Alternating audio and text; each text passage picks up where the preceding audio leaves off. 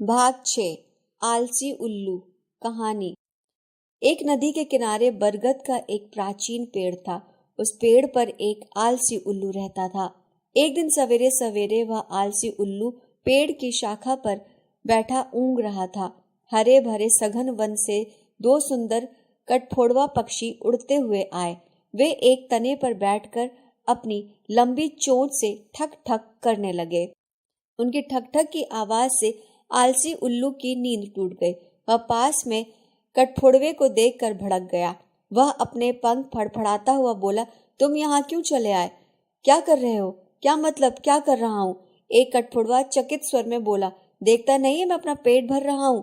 यहाँ पर हमारे भोजन लायक कीड़े भरे हैं। भाग जा यहाँ से, कहीं और जाकर कीड़ों से पेट भर। उल्लू चिल्लाया, तुम मुझे इस सुहावने मौसम में मीठी नींद नहीं लेने दे रहे हो। कठफोड़वे ने अपनी छोटी छोटी काली आंखों से उल्लू को घूरा और फिर हरे भरे सघन वन की ओर उड़ गया। उल्लू फिर से ऊँघने लगा। तभी कहीं से सुंदर सी कोयल आकर कूकने लगी। बंद करो, क्यों चिल्ला रही हो? उल्लू चिल्लाया, इतनी मीठी नींद आ रही थी। मैं तो सुहावने मौसम का गीत गा रही हूँ, कोयल बोली। मैं क्यों बंद करूँ कूकना? विवश होकर उल्लू को ही वहां से उड़ जाना पड़ा और नदी के तट पर उगे हुए झाड़ में वह जा बैठा और लगा ऊँघने। कुछ ही देर में वहां कोलाहल होने लगा और उसकी नींद में फिर बाधा पड़ गई। उसने अपनी क्रोध भरी आंखें चारों ओर दौड़ाई। देखता क्या है कि बगल में ही एक नन्ही चिड़िया अपना घोंसला बना रही है, गोल गोल कोमल घोंसला। यह स्थान भी काम का नहीं, उल्लू ने सोचा। खुले मैदान में जाता हूँ। ये क्या, खुले मैदान में भी पक्षियों और टिड्डियों ने उसे विश्राम नहीं करने दिया।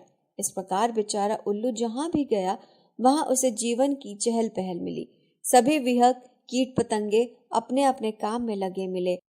मैं क्या उस नन्ही चिड़िया से भी गया गुजरा हूँ? उल्लू ने सोचा।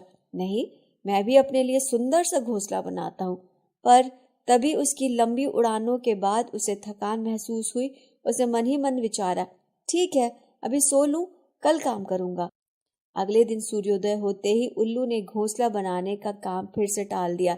इस प्रकार टालते टालते कई सप्ताह निकल गए। आखिर शरद ऋतु आ गई। हिमपात होने लगा। चारों ओर कहीं सूखा घास पात न था, न कोमल मिट्टी थी जिससे नीड़ बनाया जा सकता। आज तक आलसी उल्लू घोंसला बनाने का काम टालता आ रहा है।